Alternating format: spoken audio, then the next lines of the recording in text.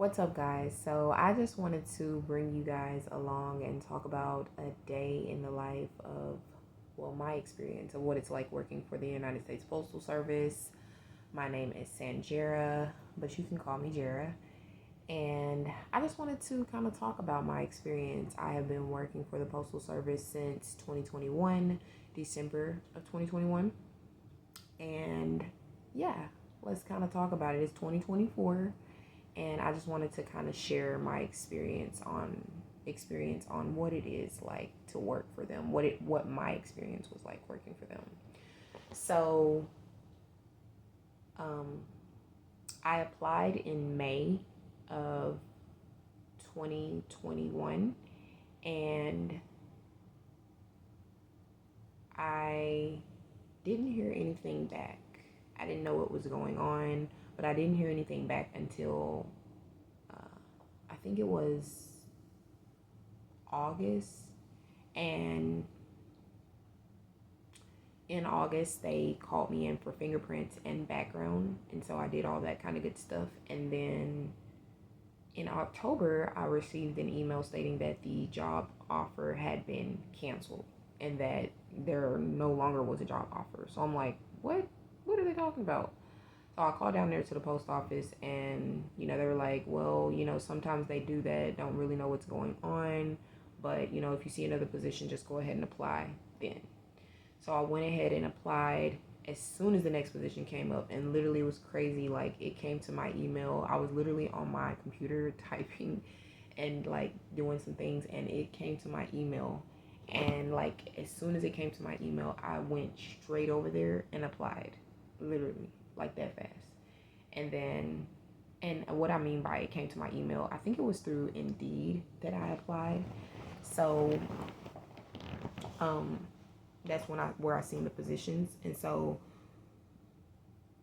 whenever it popped up again that they had a position open for what I was looking for, I went ahead and applied for that position. So I did not wait for that, because if you wait, you literally, yeah, you got to get in. Okay. So I got it. I applied in, let's see, I didn't see anything back until, I would say, November.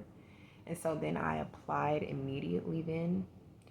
And yeah, like, I received the email stating that, okay, well, now, like, literally, maybe not even like 10 days later, I received the email stating that, okay, well, let's go ahead and get your information done. Let's do your questionnaire and let's get your background and all that kind of stuff. And I'm like, whoa, this thing is going by super fast. And so I literally went ahead and got all that stuff done, got all that information in, and my background check and everything came back good, and my questionnaire and all that kind of good stuff came back good with the Postal Service. Whenever I started into 2021, they were just doing pretty much like a questionnaire. You weren't necessarily having to do that major test that they were making them do back in the day, which was based on, as they say, performance and standards, or what you, I guess, how much you could remember, or, they said that the test was pretty hard back in the day. So, but I didn't have to do that. It's basically like a questionnaire over what you would do in these type of situations, and then like a personality test is what you pretty much take now, or what I had to take. Okay, so I did the questionnaire, sent that back in, and all that stuff came back, and everything was good. And I was like, whoa, this is going by super fast, because we're in November, and literally, like, they're, all that stuff is coming back. I'm at my work from home job, and it was good, but it was boring. And I was like, I need something a little bit more active. So I said to myself, if the post office calls me, I'm going to the post office. So I decided to come to the post office. And, you know, I thought it would be perfect because I already have my businesses and things that I do. And I felt like the income that I would get from the post office would really, really help to advance what I had, you know, what I already had going. So I really, really thought it would be a great thing.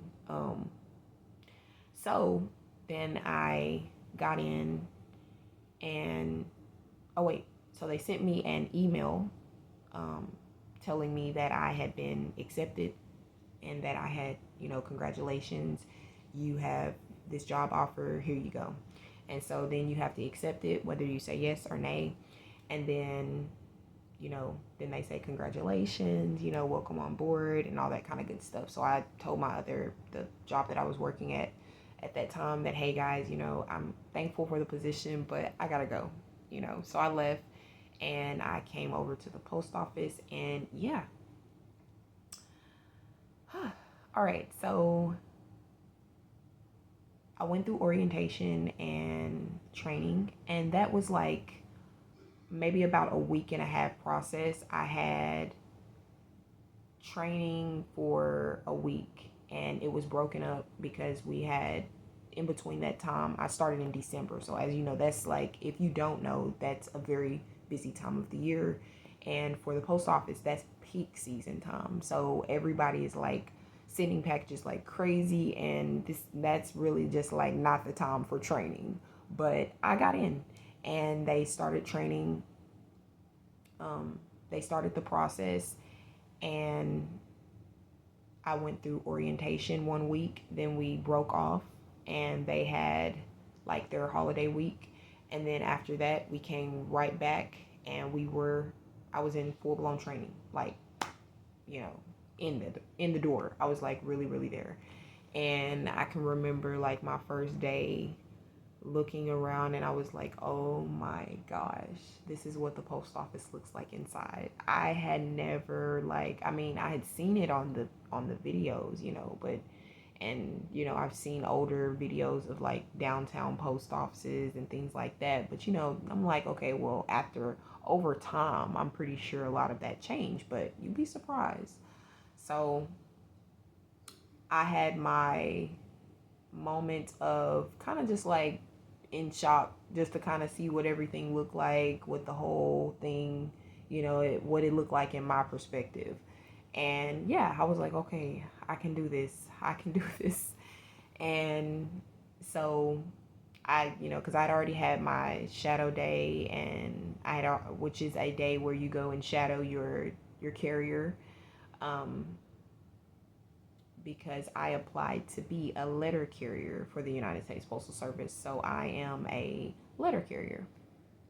And I shadowed my letter carrier to see what his everyday duties were like. And I mean, it wasn't bad. I mean, the walking was definitely something, you got to get used to it, I think my fear was that I already fast, just kind of like on a spiritual thing. And just walking, doing all that walking, I was like, ooh, I'm about to drop some more pounds. Let me just still be here. So that was like my only thing with just coming on board in the very beginning, was all the walking. It was a lot, but once I wrapped my head around it, it just kind of like smooth sailing, and my muscles just really started building. I really wasn't losing too much. I just started building muscle. So it was pretty cool. Now, in the very beginning, I can say that everything was kind of like a mental thing. You kind of have to tell yourself that you're doing this for the reasons that you're doing it for. Um, because, yeah, it can get kind of hard in the very beginning. Those days where you are confused and you don't know where to go, and you make a phone call to the office and the supervisor or the postmaster, they tell you just to keep going, and you got this, but you're like, where am I don't even know what I'm doing. Sometimes those moments were kind of hard, but I just kind of pulled myself up and I was like, okay, well, I'm gonna be okay. I just got to keep my head afloat. And I got through it. And they call it the hazing period because it's really rough, it's really hard, and you have to, yes, they call it the hazing period because it's really rough and it's really hard, and you kind of have to just keep your wits about you by making sure that your mind is like fully involved in saying, I'm going to be dedicated, I'm going to do this, I'm going to like really do this, because there was really long nights. I mean, really long days. I remember going in at 6 o'clock in the morning and not getting off until around, I think my latest night was around 11 something at night. And in my head, I was like, oh my gosh, I just cannot believe that I am out here this late and that I'm going home at 11 something at night. So that was very different for me. So once I kind of wrapped my head around the fact that OMG, they really work you here. I mean, they work the hell out of you here. I was like, okay, whew, I don't know. You know, I had to find a way around that. And so I literally was like, okay, well, how do I kind of help our people to kind of get out of that? So I became a steward, because I just knew that I was like, this is not humane. There's no way that I should be working that many hours and think that that's normal. So I became a steward so that way I could have rights and I could teach other people about their rights, and I could tell management that no, you cannot do this. You cannot continue to keep running over our people and doing whatever you want to do. So I ended up joining the union and getting involved with that. But yes, that is kind of like my introduction to how I got started at the post office. Like I said, I've been here for 3 years, and boy, has it been a roller coaster. That first year is kind of like a hazing period. You know, I said that earlier. It's like a hazing period because it's rough and it's hard, and in your head you're like wanting to quit. You want to quit so much because it's so hard when that rain is like pouring on you and you're out there and you got all this mail, and you know you're trying not to get all this mail wet, but you're like, I don't have a choice. And you know you can't see the road, you can't see which way you're going because it's so much rain, and you really don't have the proper gear, because they don't provide you with any gear when you first come on board for 90 whole days or 120 working days. Okay? They tell you 90, but it's really 120 working. So you don't have any gear. And, you know, carriers will donate it to you, but only if they want to. You know what I mean? I didn't really have too many people that wanted to donate. And I don't know what that was all about. They were just kind of, you know, some carriers just really don't. Everybody is not friendly. Every office is not friendly. I just so happen to be in an office that just wasn't friendly. So I will talk about that in a whole nother segment, okay? But yeah, so I kind of just like started off with that, and it was just that hazing period was hard. It was hard because I remember I was like, I don't know. I don't know. I don't know. I'm tired. I'm tired. I don't know. I don't know if I can do this. You know, I'm getting up. I ain't had no time to do nothing with the family on my off days. You really don't get off days. You know, you really don't get off days because when you first come in the door as a CCA, you work all the time, you know, even on Sundays. The post office is still running on Sundays. So you don't get even Sundays off. You know, everybody was like, when I first started, they were like, oh, you guys are working on Sundays? And I'm like, yeah, we're working on Sundays. We're doing this Amazon stuff on Sundays. We're here on Sundays. And I was like, I mean, so when you do get a day off, you're tired. You're butt tired. Coming in at 6 a.m. in the morning, getting off at 11 something at night, doing it repeat, wash your behind, and recycle. I mean, come on.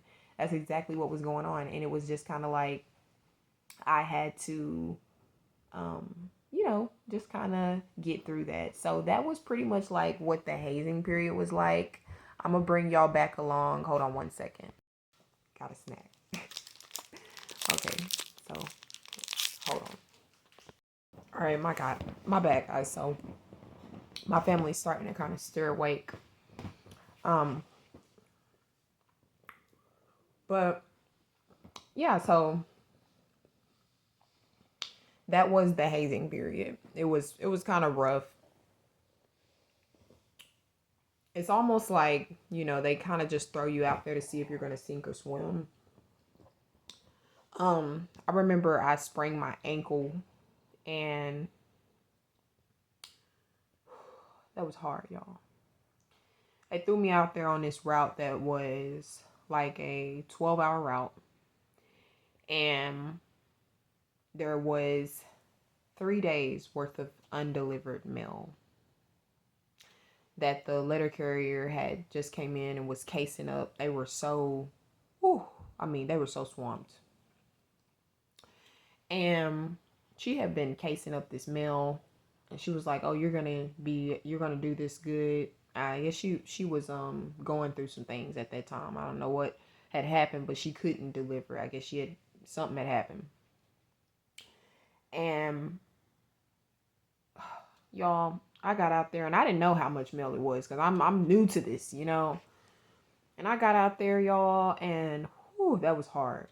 That was so hard, y'all. I mean, when I tell y'all, I had like bundles. I'm talking about bundles of mail. I had a bundle about that big inside of my bag that I had to carry because I had to carry a bag. And I'll show y'all that. And I had, let's see, a bundle in my arm. And I'm like, oh my gosh, this is so much mail. I said, they trying to break me. I was like, they are trying to break me at this place because this is a lot of mail. And it was a lot of mail. It really was a lot of mail. And I was out there really, really, really late. And I remember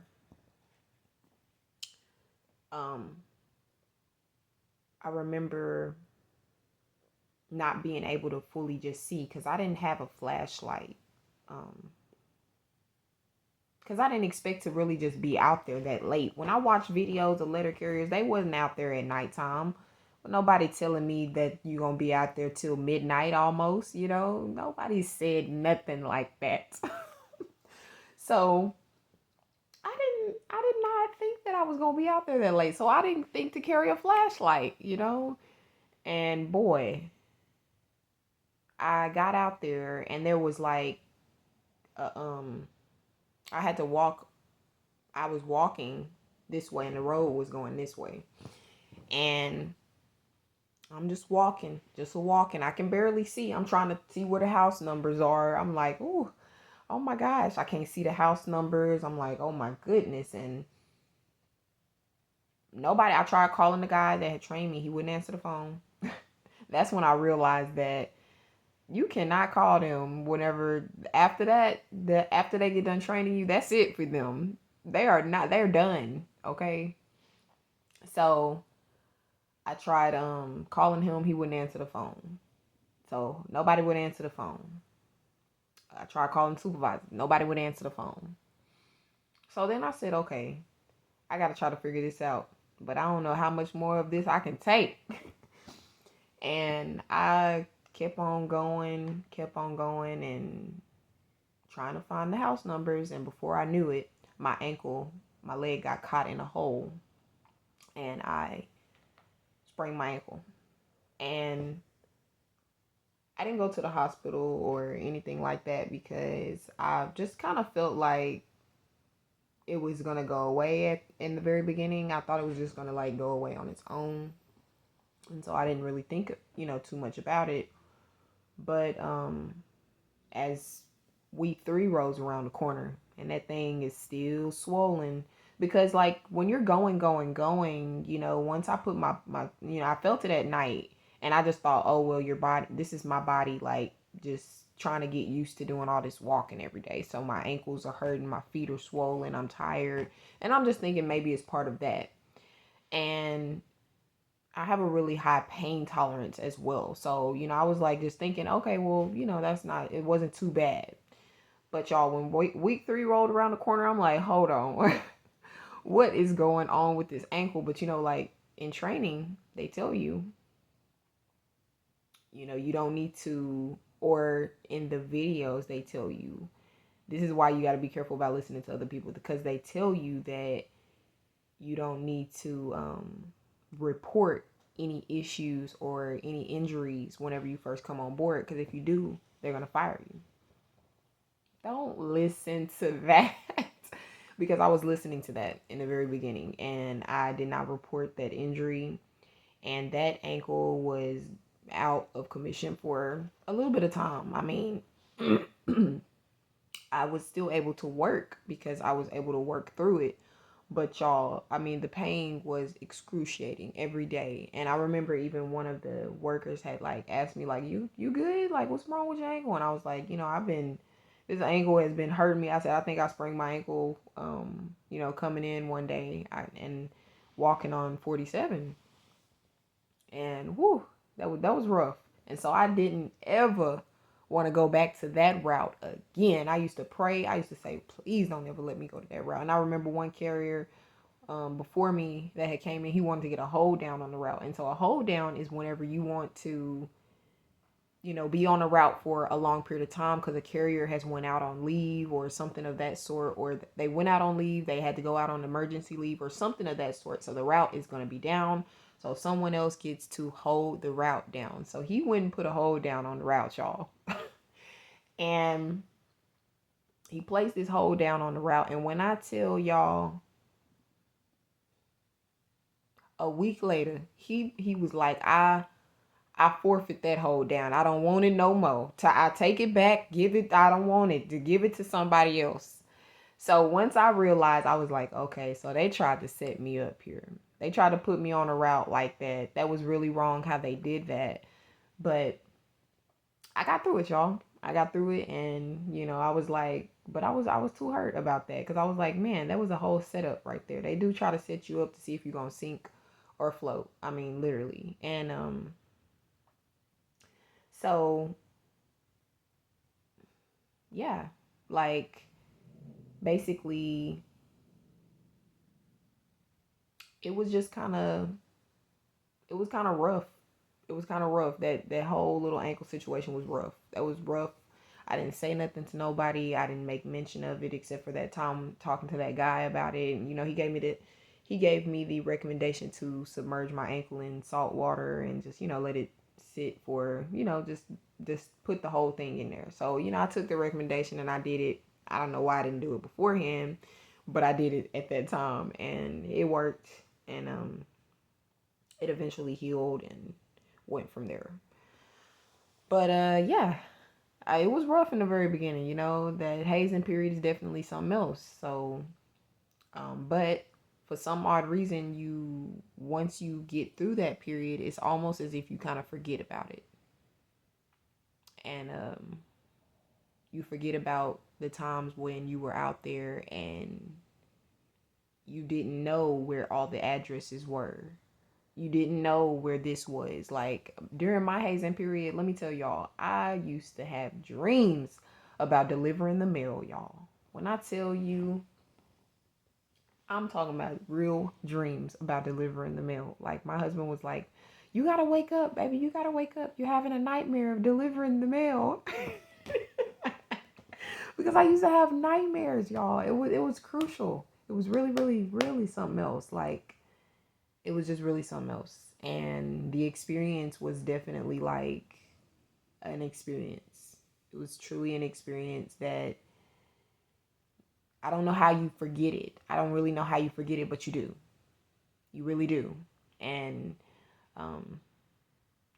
I think my biggest thing was I kept telling myself, okay, if you can just learn the numbers, if you can just remember where addresses are and remember where this street is and remember like these streets, then you will be okay.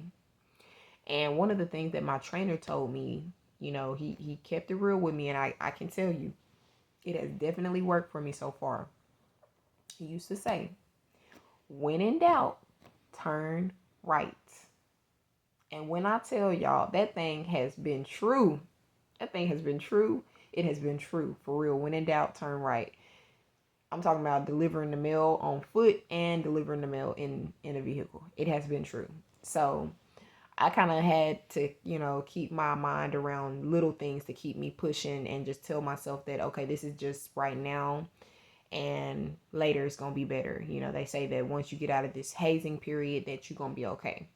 So yeah, that was pretty much like my coming on experience.